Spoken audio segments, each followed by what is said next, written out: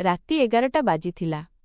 ମୋ ଭାଇ ଧୀରେ ଧୀରେ ମୋ କୋଠରୀର କବାଟ ଖୋଲିଲା ଏବଂ ଭିତରକୁ ଆସି ମୋତେ ଶୋଇଥିବାର ଦେଖି ଭିତରୁ ପଟୁ କବାଟର କଡ଼ି ଲଗାଇଦେଲା। ମୁଁ ମଧ୍ୟ ଶୋଇବାର ନାଟକ କରୁଥିଲି। କୋଠରୀରେ ଆମେ ଦୁହେଁ ବ୍ୟତୀତ ଆଉ କେହି ନଥିଲେ। ମୁଁ ଭଲ ଭାବରେ ଜାଣିଥିଲି ଯେ ମୋ ଭାଇ ଅଧରାତିରେ ମୋ କୋଠରୀକୁ କାହିଁକି ଆସିଥିଲା। ମୁଁ ମଧ୍ୟ ବିଛଣାରେ ଆଖି ବନ୍ଦ କରି ଏପରି ପଡ଼ି ରହିଥିଲି ଯେପରି ଅତ୍ୟନ୍ତ ଗଭୀର ନିଦ୍ରାରେ ଅଛି। ତାପରେ ଭାଇ ମୋ ସହିତ ଯାହା କରିବାକୁ ଯାଉଥିଲା ତାହା ମୁଁ ଜାଣିଥିଲି, କିନ୍ତୁ ମୁଁ ମଧ୍ୟ ତାକୁ ରୋକିବାର ଚେଷ୍ଟା କରୁନଥିଲି। କାହିଁକି ରୋକୁନଥିଲି ଏହାର ଉତ୍ତର ଆପଣଙ୍କୁ କାହାଣୀରେ ଆଗକୁ ମିଳିବ। ଶେଷରେ ଏସବୁ କିପରି ଆରମ୍ଭ ହେଲା ଏବଂ ଭାଇକୁ ସବୁଠାରୁ ଅଧିକ ମୋ ମଧ୍ୟରେ କ'ଣ ଭଲ ଲାଗୁଥିଲା, ସମ୍ପୂର୍ଣ୍ଣ ଘଟଣା ଜାଣିବା ପରେ ଆପଣଙ୍କ ହୋସ୍ ଉଡ଼ିଯିବ ଯେ କିପରି ସେ ମୋତେ କେବଳ ତା ଆଙ୍ଗୁଳିରେ ରାତିସାରା। ହେଲୋ ସାଙ୍ଗମାନେ, ମୋ ବୟସ 21 ବର୍ଷ ଥିଲା।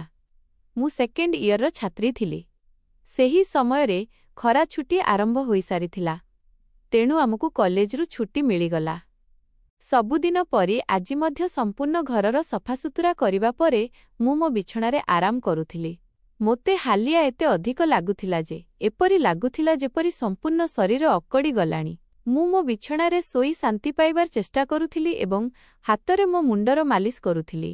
ତାପରେ ମୋର ଏକ ଆବାଜ ଶୁଣି ମୋ ଭାଇ ଭିକି ବନ୍ଦ କୋଠରୀରେ ଆସିଲା ଏବଂ କହିଲା, କ'ଣ ହେଲା ଦିଦି, ତମେ ଠିକ୍ ଅଛ? ମୁଁ କହିଲି, କ'ଣ କହିବି ଭାଇ, ମା ସବୁ କାମ ମୋ ମୁଣ୍ଡରେ ପକାଇ ଚାଲିଯାନ୍ତି। କଲେଜର ଛୁଟି କ'ଣ ହେଲା, ସବୁ ଘରର ଦାୟିତ୍ୱ ମୋ ଉପରେ ଆସିଗଲା। ଏଥିରେ ମଧ୍ୟ ଚାକର ଛୁଟିରେ ଅଛି। ମୋଠାରୁ ହୁଏ ନାହିଁ ଏସବୁ ଘର କାମ। ମୋର କଥା ଶୁଣି ସେ ମୋ ପାଖରେ ବସିଗଲା ଏବଂ କହିଲା, ମୋର ପ୍ରିୟ ଭଉଣୀ, କିଛି ହେଲାଣି। ମୁଁ ଏବେ ତୁମ ପାଇଁ କ୍ଷୀର ଆଣିବି। ତୁମେ ପିଇଲେ ଶାନ୍ତି ମିଳିବ। ଭିକିର କଥା ଶୁଣି ମୁଁ ହସିଦେଲି ଏବଂ କହିଲି, ତୁମେ ଖାଦ୍ୟ ବାହାରୁ ଆଣିଦିଅ। ମୁଁ ଟିକେ ସମୟ ଶୋଇଯିବି। ଏହାପରେ ସେ ପୁନର୍ବାର କ୍ଷୀର ଆଣିଲା। ତାକୁ ଦେଖି ମୋର ତା ପ୍ରତି ବହୁତ ଭଲ ଲାଗିଲା। ସତରେ ଦୁନିଆରେ ବହୁତ କମ୍ ଏପରି ଭାଇ ଥାନ୍ତି ଯେଉଁମାନେ ନିଜ ଭଉଣୀଙ୍କର ଏତେ ଯତ୍ନ ନେଇଥାନ୍ତି। ମୁଁ ତାକୁ ବହୁତ ଆଶୀର୍ବାଦ ଦେଲି ଏବଂ ତାର ଆଣିଥିବା କ୍ଷୀର ପିଇବା ଆରମ୍ଭ କଲି। କ୍ଷୀର ପିଇବା ପରେ ମୁଁ ଗ୍ଲାସ୍ ଗୋଟିଏ ପାର୍ଶ୍ୱରେ ରଖିଦେଲି ଏବଂ ଶୋଇପଡ଼ିଲି। ଭିକି କହିଲା, ଚାଲ ମୁଁ ତୁମର ମୁଣ୍ଡ ଦବାଇ ଦେଉଛି। ତୁମେ ଆରାମରେ ଶୋଇଯାଅ। ସେ ମୋ ମୁଣ୍ଡ ତଳେ ବସିଗଲା ଏବଂ ନିଜ ହାତରେ ମୋ ମୁଣ୍ଡ ଦବାଇବା ଆରମ୍ଭ କଲା। ମୋତେ ଧୀରେ ଧୀରେ ଶାନ୍ତି ମିଳିବା ଆରମ୍ଭ ହେଲା ଏବଂ ବ୍ୟଥା ମଧ୍ୟ କମ୍ ହେବା ଆରମ୍ଭ ହେଲା। ମୁଁ ଆଖି ବନ୍ଦ କରି ଶୋଇବା ଆରମ୍ଭ କଲି ଏବଂ ଗଭୀର ନିଦ୍ରାରେ ଚାଲିଗଲି। ମୋତେ ଜଣାପଡ଼ିଲା ନାହିଁ ଯେ ଘଣ୍ଟାଏ ଧରି ମୁଁ ଶୋଇଥିଲି। ମୋର ଆଖି ମାର ଆବାଜରେ ଖୋଲିଗଲା। ମୁଁ ବ୍ୟସ୍ତ ହୋଇଉଠିଲି। ମୁଣ୍ଡ ଖରାପ ଭାବରେ ଭାରି ହେଉଥିଲା। ଘଣ୍ଟା ଉପରେ ଦୃଷ୍ଟି ପକାଇଲି ତ ରାତିର ଧଦଟା ବଜି ରହିଥିଲା। ମୋତେ ହଠାତ୍ ଏକ ଧକ୍କା ଲାଗିଲା। ବଡ଼ ଅଦ୍ଭୁତ କଥା ଥିଲା ଯେ ବାପା ଅଫିସରୁ ଫେରି ଆସିସାରିଥିଲେ। ବୋଧହୁଏ କ୍ଳାନ୍ତି ଯୋଗୁଁ ମୋତେ ସମୟର ଅନୁଭବ ହେଲା ନାହିଁ। ଯେମିତି ଉଠି 2 ପାଦ ଚାଲିଲି ମୋତେ ମୁଣ୍ଡ ବୁଲାଇଲା। ଆଖି ଆଗରେ ଅନ୍ଧକାର ଛାଇଗଲା। ଯଦି କାନ୍ଥର ସହାରା ନ ନେଇଥାନ୍ତି ତାହେଲେ ନିଶ୍ଚିତ ଭାବରେ ପଡ଼ିଯାଆନ୍ତି। ସ୍ୱଚ୍ଛ ହୋଇ ବାହାରକୁ ଆସିଲି ତ ଦେଖିଲି ଖାଦ୍ୟ ଟେବୁଲ ଉପରେ ସମସ୍ତେ ମୋର ହିଁ ଅପେକ୍ଷା କରୁଥିଲେ।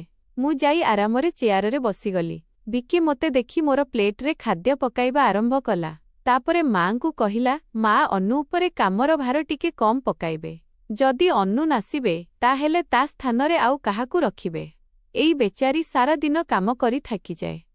ଦେଖନ୍ତୁ ତ ଏହାର ରଙ୍ଗ ମଧ୍ୟ ହଳଦିଆ ପଡ଼ିଛି। ମୋର ଅବସ୍ଥା ପ୍ରକୃତରେ ଖରାପ ହୋଇଛି। ମୁଁ ବହୁତ ଥାକି ହୋଇ ଅନୁଭବ କରୁଥିଲି। ମା ଏବଂ ବାପା ଦୁହେଁ ହିଁ ଚାକିରି କରୁଥିଲେ, କାରଣ କେବଳ ବାପାଙ୍କ ଚାକିରିରେ ଘର ଚଳାଇବା କଷ୍ଟ ଥିଲା। ଏଥିରେ ମଧ୍ୟ ଆମର ପଢ଼ାର ଖର୍ଚ୍ଚ ମଧ୍ୟ କିଛି କମ୍ ନଥିଲା। ତେଣୁ ମା ମଧ୍ୟ ସେହି କମ୍ପାନୀରେ କାମ କରୁଥିଲେ ଯେଉଁଠି ବାପା ଚାକିରି କରୁଥିଲେ। ମୁଁ ଏବଂ ଭିକି କଲେଜ ଯାଉଥିଲୁ। କିନ୍ତୁ ବର୍ତ୍ତମାନ ଗ୍ରୀଷ୍ମର ଛୁଟି ଥିଲା। ତେଣୁ ଆମକୁ ଘରେ ହିଁ ରହିବାକୁ ପଡ଼ୁଥିଲା। ମୁଁ ଏହି କଥା ଲକ୍ଷ୍ୟ କରିଥିଲି ଯେ ଗତ କିଛି ଦିନରୁ ଭିକି ମୋ ସହିତ କିଛି ଅଧିକ ହିଁ ଜଡ଼ିତ ହୋଇଗଲାଣି। ଯେବେଠାରୁ ମୋର ଛୁଟି ହୋଇଥିଲା ସେ ମୋର ବହୁତ ଯତ୍ନ ନେବା ଆରମ୍ଭ କରିଦେଲା। ଯଦି ମୁଁ ଘରର କୌଣସି କାମ କରୁଥାନ୍ତି ତାହେଲେ ଆସି ମୋର ସାହାଯ୍ୟ କରିବା ଆରମ୍ଭ କରିଦେଉଥିଲା। ଯଦି ମୁଁ ଥାକି ଯାଉଥାନ୍ତି ତାହେଲେ ମୋ ମୁଣ୍ଡ ଦବାଇବା ଆରମ୍ଭ କରିଦେଉଥିଲା। ମୁଁ ତାକୁ ମନା କରୁଥିଲି କିନ୍ତୁ ସେ କହୁଥିଲା, ନାହିଁ, ତୁମେ ଥାକି ଯାଇଛ, ଏତେ କାମ କରୁଥ, ମୋର ଅଧିକାର ଅଛି ଯେ ମୁଁ ତୁମକୁ ଶାନ୍ତି ପହଞ୍ଚାଇବି। ମୁଁ ମଧ୍ୟ ଚୁପଚାପ ଶୋଇ ରହୁଥିଲି, କିନ୍ତୁ ଗୋଟିଏ ରାତି ଯାହା ହେଲା ତାହା ମୋର ହୋସ୍ ଉଡ଼ାଇଦେଲା। କ'ଣ ଭିକି କେବେ ଏପରି କରିପାରିବ? ସେହି ରାତି ମୁଁ ମୋ କୋଠରୀରେ ଶୋଇଥିଲି। ଅଧରାତିରେ ମୋତେ ଅନୁଭବ ହେଲା ଯେପରି କେହି ମୋ କୋଠରୀରେ ଆସିଛି। ସେ ଧୀରେ ଧୀରେ ଚାଲି ମୋ ବିଛଣାର ନିକଟକୁ ଆସୁଥିଲା। भले ही मु शोइबार चेष्टा करुथिली किंतु मोर दिमाग पूर्ण रूपे जाग्रत थिला। मु हठात व्यस्त होई आखि खोलिदेली। कोठरी अंधकाररे बुड़ीथिला। जेतेबेले मु चारिपाखरे देखिली तो कोठरीरे केही नथिले, केवल कबाटिकी खोला थिला। मु सर्वदा शोइबा पूर्वरु कबाट बंद करी शोइथाए। तापरे एहा किपरि खोली पारे? निद्रारे भरिथिबा आखिरे उठी मु कबाटकु बंद कली एवं ताला पकाइदेली। तापरे पलट करी बिछणारे शोइबा चालीगली। मोर आखि बंद हेबारु आउ थरे मोते काहार चालिबार शब्द शुणागला। जेपरि केही मो बिछणार पाखरे बसुछि। एपरि लागिला जेपरि केही निज हात मो आडकु बढ़ाउछि। डरी मु पलट करी देखिली किंतु सेठारे केही नथिले। आतंकरे मोर श्वास तीव्र होइगला। मु तुरंत उठी कोठरीर लाइट चालू कली। कबाट खोली बाहारकु मध्य देखिली किंतु सेठारे मध्य केही नथिले। आजि पूर्वरु एपरि केबे होई नथिला जाहा वर्तमान घटुथिला। मोते पिपासा लागिला, तेणु मु कोठरीर कबाट खोली बाहारकु आसिली। सेही समयरे भिकी मध्य निज कोठरीरु बाहारिला। मोते देखि से पचारिला, "कोन कथा? आपण एबे जाए जाग्रत अछंती?" मु उत्तर देली, "किछि नुहे, केवल एपरि लागिला जेपरि कोठरीरे केही उपस्थित अछंती।" पानी पी मु दुईथर कोठरीरे आसिली एवं पछे पछे भिकी मध्य आसीगला। से कहिला, "आपणंकु डरिबार आवश्यकता नाही। जदि आपणंकु डर लागुछि ताहेले मु आपणंक पाखरे सोई जाए।" मु ताकु मना करी कहिली, "नाही, तुमकु निज निद्रा नष्ट करिबार आवश्यकता नाही। तुमे निज कोठरीरे जाई सोई जा।" किंतु से जिद्द करिबा आरंभ कला। "मु आपणंकु एका कोनोसी भाबरे छाड़ी पारिबि नाही। आपणंक असुस्थता खराब होई पारे। मु आपणंकु कष्टरे देखि पारिबि नाही। आपण सोई जाआंतु, मु एठारे सोई जाए।" शेषरे मु बेडरे जाई सोईगली। से तकिया उठाई सोफारे रखी सेइठारे सोईगला। सेही राति मोते एपरि लागिला जेपरि केही मो मुंड तळे बसी मोते बहुत समय धरी देखुथिला। से मो केशकु स्पर्श कला, मो मुहरे आंगुली घोसाइला एवं मु शांतिरे सोई रहिली। एसबु मोते एक स्वप्न परि लागुथिला। परदिन सकाळे जेतेबेले मु उठिली तो मोर मनोबल बड़ अद्भुत थिला। किंतु जेतेबेले मु मो भाई उपरे गौरव कली तो मु हतचकित रहिगली। धन्यवाद जे मु निजकु चादररे आच्छादित रखिथिली। मोर आश्चर्य हेला, कारण आजि पूर्वरु मु केबे एपरि एते गभीर निद्रारे सोई नथिली। आजि मु टिके खुशी मध्य अनुभव करुथिली, किंतु एहार कारण बुझा पडु नथिला। मु ताठारु पचारिली तो से कहिला हसी, "मु तो रोज ही एते खुशी हुए। जाहाकु आपण परि भौणी मिली जाए से काहेकि खुशी न हेबो?" घरर सबु काम सारी जेतेबेले मु बसिली तो भिकी तेल नेई मो पाखरे आसीगला। कहिला, "अन्नु दीदी, निज केश खोली नियंतु। मु आपणंक मुंडरे मालिश करि देउछि।" मोर तार हरकत अद्भुत लागिबा आरंभ कला। मु कहिली, "एहा तुमर काम नुहे। जा निज बंधुमानंक सह बुल। मोते मालिशर आवश्यकता नाही।" किंतु से मोर कथा मानिला नाही एवं निजे ही मो केसरु क्लिप उतारु कहिला, "आपण आण करिवे नाही। भाग्यवान मानंकु ही एपरि भाई मिलंती। जेतेबेले आपणंक भाई आपणंक सुंदर केसरे मालिश करिबाकु चाहुचंती ताहेले आपणंकु की समस्या होई पारे? आसंतु, मु आपणंक मुंडर मालिश करि दउछि। आपणंकु बहुत शांति मिलिबो।" से मोते उठाई कोठरीरे नेइगला। मु बेडरे तकिया रखी सोईगली। More case बेडरु तळकु लटकुथिला। से मो मुंड तळे बसी मो केसर मालिश करिबा आरंभ कला। भिकी मोठारु 4 वर्ष सान थिला, किंतु मोते नामरे ही डाकुथिला। से कहिला, "आपण एते प्रिय जे आपणंकु देखि मन हुए जे आपण सर्वदा एहिपरि हसुथांतु एवं मु आपणंक जत्न नेइथाए।" से मो केसर मालिश करुथिला एवं तार हातरे जेपरि जादू थिला। मोते एते भल लागुथिला जे मु धीरे धीरे निद्रार राज्ୟରେ हराइबा आरंभ कली। तेलर सुगंध मध्य बहुत भल थिला। मु ताठारु पचारिली, "एहा केउ तेल?" से कहिला, "एहा एक अति विशेष तेल।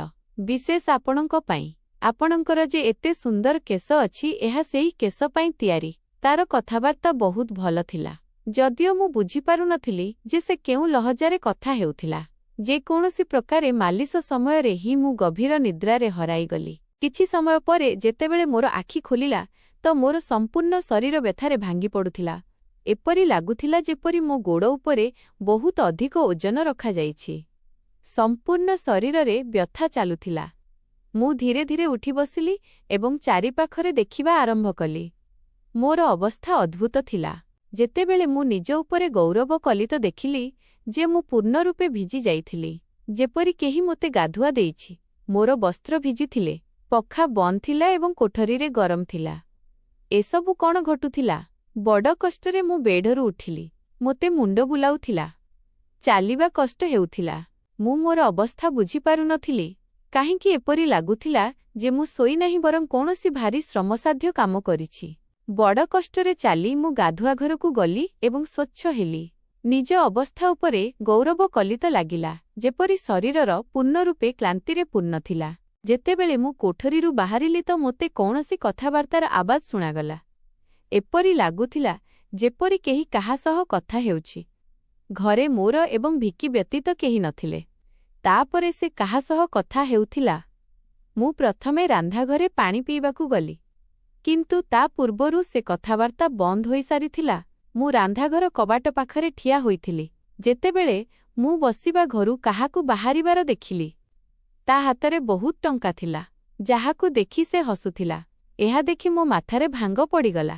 ପରମୁହୂର୍ତ୍ତରେ ତାର ଦୃଷ୍ଟି ମୋ ଉପରେ ପଡ଼ିଲା। ମୋତେ ଦେଖି ସେ କହିଲା, ଅନୁ ଆପଣ ଉଠିଗଲେ। ମୁଁ ତା ଆଡ଼କୁ ଧୀରେ ଧୀରେ ଚାଲିଗଲି। ସେଇ ବ୍ୟସ୍ତ ହୋଇ ଟଙ୍କାଗୁଡ଼ିକୁ ନିଜ ପ୍ୟାଣ୍ଟର ପକେଟରେ ପକାଇବା ଆରମ୍ଭ କଲା, କିନ୍ତୁ ମୁଁ ତା ହାତ ଧରି ସେହି ଟଙ୍କାଗୁଡ଼ିକୁ ସାମ୍ନାକୁ ଆଣି ପଚାରିଲି, ଏତେ ଟଙ୍କା ତୁମ ପାଖରେ କେଉଁଠାରୁ ଆସିଲା? ସେଇ ଦୃଷ୍ଟି ତଳକୁ କରିଦେଇଥିଲା। ଧୀରେ କହିବା ଆରମ୍ଭ କଲା, ଆପଣ ଦୟାକରି ବାପାଙ୍କୁ କହିବେ ନାହିଁ। ମୁଁ ଆଶ୍ଚର୍ଯ୍ୟରେ ଥିଲି ଯେ ସେ ଏହି ଟଙ୍କା ବାପାଙ୍କୁ କାହିଁକି ଦେଇନଥିଲା। ମୁଁ କଠୋର ଭାବରେ ପଚାରିଲି ତ ସେ ଭୟ ପାଇଗଲା। ସେ କହିଲା, ଏହି ଟଙ୍କା ତ ବାପାଙ୍କର ଜଣେ ବନ୍ଧୁ ଅନେକ ବର୍ଷ ପୁରୁଣା ଋଣ ଭାବରେ ଫେରାଇଥିଲେ। ମୁଁ ଭାବିଥିଲି ଯେ ଏଥିରେ ମୋବାଇଲ କିଣିବି, କିନ୍ତୁ ସେ ଟଙ୍କା ମୋତେ ଫେରାଇ ଦେଇଥିଲେ। ମୁଁ ତାକୁ ଡାକତି କରି କହିଲି, ହଁ, ତୁମେ ଭଲ କଲ। ଘରର ହାଲତ ଦେଖନ୍ତୁ କେଉଁ ଭାବରେ ଖରାପ ଅଛି। ଆମର ମା ବାପା ଦୁହେଁ ଚାକିରି କରୁଛନ୍ତି ଏବଂ ତୁମେ ମୋବାଇଲ କିଣିବାର କଥା କରୁଛୁ। ସେ ଲଜ୍ଜିତ ହୋଇଗଲା। ସେହି ରାତି ମୁଁ ସେହି ଟଙ୍କା ବାପାଙ୍କୁ ଦେଇଦେଲି। ସେହି ରାତି ଭିକି ମୋଠାରୁ କୌଣସି କଥା କରିପାରିଲା ନାହିଁ ଏବଂ ଶୀଘ୍ର ଶୋଇବା ଚାଲିଗଲା। ପରଦିନ ମୁଁ ରାନ୍ଧାଘରେ କାମ କରୁଥିଲି, ଯେତେବେଳେ ଭିକି ନିଜ ବନ୍ଧୁମାନଙ୍କ ସହ ଘରେ ପ୍ରବେଶ କଲା। ମୁଁ ଏହା ଦେଖି ଆଶ୍ଚର୍ଯ୍ୟ ଥିଲି ଯେ ସେ ନିଜ ବନ୍ଧୁମାନଙ୍କୁ ସିଧା ଲାଉଞ୍ଜରେ ନେଇ ଆସିଥିଲା। ସେହି ସମୟରେ ମୁଁ ଚାଦର ଉତାରି ବାସନ ଧୋଉଥିଲି। ଯେମିତି ସେମାନେ ସମସ୍ତେ ହସି ଭିତରକୁ ଆସିଲେ, ମୁଁ ତୁରନ୍ତ ଚାଦର ଓଢ଼ିଲି। ମୁଁ ତାକୁ ବୁଝାଇବାର ଚେଷ୍ଟା କରିଲି, ଏହା କ'ଣ ପ୍ରଣାଳୀ? ତୁମେ ଜାଣୁ ଏହି ସମୟରେ ମା ବାପା ଘରେ ନାହାନ୍ତି, ତଥାପି ତୁମେ ଏମାନଙ୍କୁ ଘରକୁ ନେଇଆସିଛ। ଭିକି ରାଗରେ କହିଲା, ଏହା ମୋର ଘର। ଯେତେବେଳେ ଆପଣଙ୍କୁ ମୋର ଖ୍ୟାଳ ନାହିଁ, ତାହେଲେ ମୁଁ ଆପଣଙ୍କ ଖ୍ୟାଳ କାହିଁକି କରିବି? ଭଲ ଖାଦ୍ୟ ପ୍ରସ୍ତୁତ କର। ଏମାନେ ମୋର ଅତି ବିଶେଷ ବନ୍ଧୁ। ସେ ମୋଠାରୁ ବହୁତ ରାଗିତ ଦେଖାଯାଉଥିଲା, କିନ୍ତୁ ବର୍ତ୍ତମାନ ମୁଁ କ'ଣ କରିବି? ଖାଦ୍ୟ ତ ପ୍ରସ୍ତୁତ କରିବାକୁ ହିଁ ଥିଲା। ମୁଁ ତାର ବନ୍ଧୁମାନଙ୍କ ପାଇଁ ଖାଦ୍ୟ ପ୍ରସ୍ତୁତ କରିବା ଆରମ୍ଭ କଲି। ତାପରେ ସେ କହିଲା, ଖାଦ୍ୟ ପରସିବାକୁ ମଧ୍ୟ ତୁମେ ନିଜେ ହିଁ ଆସିବ। ଭିକିର ଏହି ଭାବ ମୋତେ ଆଶ୍ଚର୍ଯ୍ୟ କରୁଥିଲା। ଛୋଟ କଥା ପାଇଁ ସେ ଏତେ କିପରି ବଦଳିପାରେ? ମୁଁ ଖାଦ୍ୟ ଟେବୁଲରେ ଲଗାଇଦେଲି। ମୁଁ ଲକ୍ଷ୍ୟ କଲି ଯେ ତାର ବନ୍ଧୁମାନେ ବାରମ୍ବାର ମୋତେ ଅନାଇ ରହିଥିଲେ। ସେମାନେ ସମସ୍ତେ ଭିକିର ବୟସରୁ ବଡ଼ ଦେଖାଯାଉଥିଲେ ଏବଂ ଅଦ୍ଭୁତ ଭାବରେ ମୋତେ ଦେଖୁଥିଲେ, ଯେପରି ମୋତେ ଗିଳିଦେବେ। ମୁଁ ଡରି ମୋ କୋଠରୀରେ ଚାଲିଗଲି ଏବଂ ନିଜକୁ ବନ୍ଦ କରିନେଲି। ଯେମିତି ସେମାନେ ଚାଲିଗଲେ ମୁଁ ଭିକି ଉପରେ କ୍ରୋଧିତ ହେଲି। ପୁନର୍ବାର ତୁମର ଏହି ବନ୍ଧୁମାନେ ଏହି ଘରେ ଦୃଷ୍ଟି ପାଇବେ ନାହିଁ। କିନ୍ତୁ ସେ ପରମୁହୂର୍ତ୍ତରେ ମୋ ଗାଲ ଧରି କହିଲା, ଏତେ କ୍ରୋଧ କେଉଁଠାରୁ ଆସେ? ସେମାନେ ପୁନର୍ବାର ଆସିବେ ନାହିଁ, କିନ୍ତୁ ଆପଣ ଏହି ବିଷୟରେ ମା ବାପାଙ୍କୁ କିଛି କହିବେ ନାହିଁ। ଭିକିର ଏହି ଆଚରଣରେ ମୁଁ ବ୍ୟସ୍ତ ହୋଇଗଲି। ସେ କେବେ ଭଲ ପାଇବା ଆରମ୍ଭ କରୁଥିଲା ତ କେବେ ରାଗ କରୁଥିଲା। ଯେକୌଣସି ପ୍ରକାରେ ମୁଁ ରାଜି ହେଲି ଏବଂ ମୋ କୋଠରୀରେ ଚାଲିଗଲି। ମୋର ଭିକିର ହରକତ ଦିନକୁ ଦିନ ଅଦ୍ଭୁତ ଲାଗିବା ଆରମ୍ଭ ହେଲା। ସେହି ଦିନ ମଧ୍ୟ ଯେତେବେଳେ ମୁଁ ମୋ କୋଠରୀରେ ଆରାମ କରିବା ପାଇଁ ଶୋଇଲି ତ ହଠାତ୍ ମୋର ମୋ ପାଦରେ କାହାର ହାତ ଅନୁଭବ ହେଲା।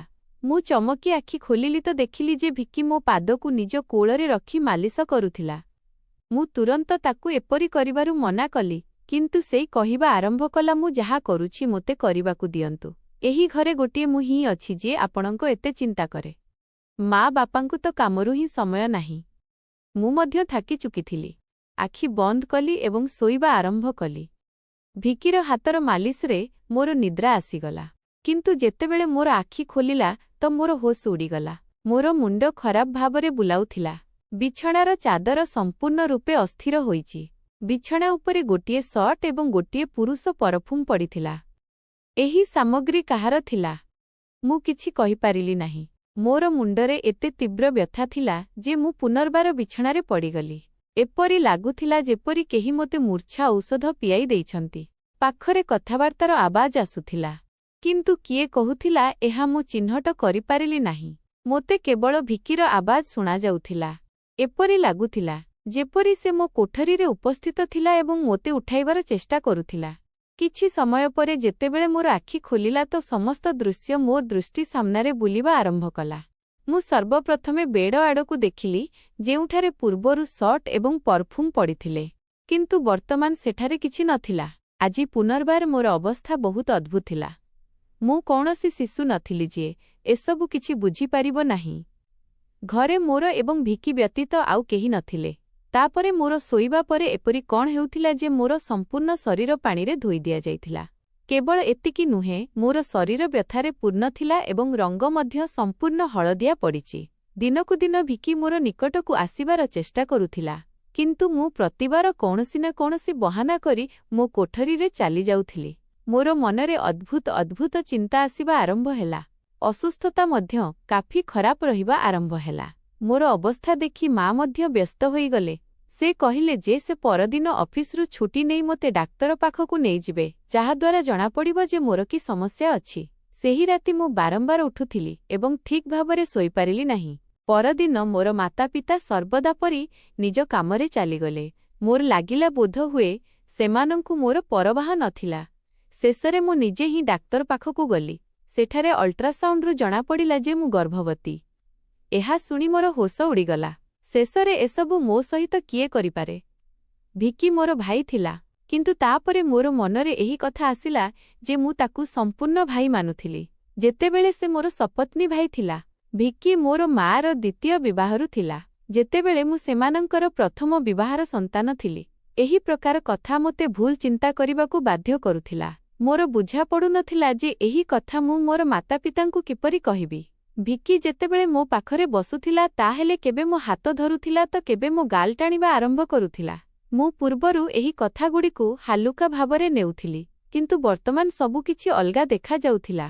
ଗୋଟିଏ ଦିନ ମୁଁ ଡାକ୍ତରଖାନା ଗଲି ଏବଂ ଗର୍ଭପାତ ପୂର୍ବରୁ ଡାକ୍ତରଙ୍କୁ କହିଲି ଯେ ଏହି ଶିଶୁର DNA ପରୀକ୍ଷା କରାଯାଏ। ଡାକ୍ତର ରିପୋର୍ଟ ଦେଲେ ଏବଂ ଯେତେବେଳେ ମୁଁ ତାକୁ ଦେଖିଲି ତ ମୋର ଶ୍ୱାସ ରୁକ୍ଷ ହୋଇଗଲା। ଯାହା ମୁଁ ଚିନ୍ତା କରୁଥିଲି ତାପରେ କିଛି ନଥିଲା। ଶିଶୁ ଭିକିର ନଥିଲା। କିନ୍ତୁ ତାପରେ ପ୍ରଶ୍ନ ଉଠିଲା, ଏହା କାହାର ଥିଲା? ମୁଁ ଏହି ରହସ୍ୟ ପାଇଁ ମୋ କୋଠରୀରେ ମୋବାଇଲର କ୍ୟାମେରା ଫିଟ୍ କରିଦେଲି। ମୋର ସତ୍ୟ ଜାଣିବାକୁ ଥିଲା। କିଛିଦିନ ପରେ ଯେତେବେଳେ ମା' ବାପା ଘରେ ନଥିଲେ, ଭିକି ପୁନର୍ବାର ମୋ ପାଖକୁ ଆସିଲା। ସେ ମୋ ମୁଣ୍ଡର ମାଲିସ ଆରମ୍ଭ କରିଦେଲା। ମୁଁ ବହୁତ ଚେଷ୍ଟା କଲି ଯେ ମୁଁ ନ ଶୋଇ, କିନ୍ତୁ ତେଲରେ ବୋଧହୁଏ କୌଣସି ମୂର୍ଚ୍ଛା ଔଷଧ ମିଶ୍ରିତ ଥିଲା। ଯେମିତି ମୁଁ ସେହି ତେଲକୁ ଶୁଙ୍ଘିଲି ମୂର୍ଚ୍ଛିତ ହୋଇଗଲି। 1 ଘଣ୍ଟା ପରେ ଯେତେବେଳେ ମୋର ଚେତନା ଆସିଲା, ତାହେଲେ ମା' ବାପା ଘରକୁ ଫେରି ଆସିଥିଲେ।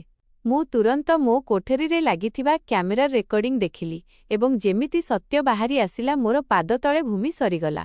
ଭିକି ମୋ କୋଠରୀରେ ନିଜର ନିକୃଷ୍ଟ ବନ୍ଧୁମାନଙ୍କୁ ଆଣୁଥିଲା। ସେମାନେ ମୋ ସହିତ ଘୃଣ୍ୟ ଆଚରଣ କରୁଥିଲେ। ନିଜ କାମ ସମ୍ପୂର୍ଣ୍ଣ କରିବା ପରେ ସେମାନେ ଭିକିକୁ ଟଙ୍କା ଦେଇ ଚାଲିଯାଉଥିଲେ। ଏହା ଦେଖି ମୁଁ ପୂର୍ଣ୍ଣ ରୂପେ ଭାଙ୍ଗି ପଡ଼ିଲି। କ୍ରୋଧ ଏବଂ ଆଘାତରେ ମୁଁ ମୋ କୋଠରୀରୁ ବାହାରିଲି।